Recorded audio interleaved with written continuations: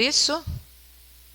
Senhora presidente, oportuno parabenizar a vereadora Estela por esse pedido de informação.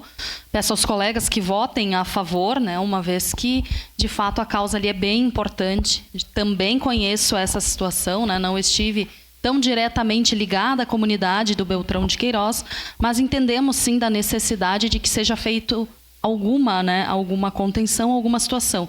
Dizer também que o engenheiro da Secretaria já esteve lá presencialmente verificando, né? A Secretaria do Meio Ambiente já fez algumas pequenas intervenções no sentido de tentar corrigir algumas questões, mas que de fato é uma obra que vai ser grande, provavelmente vai ser licitada para que seja feita, né?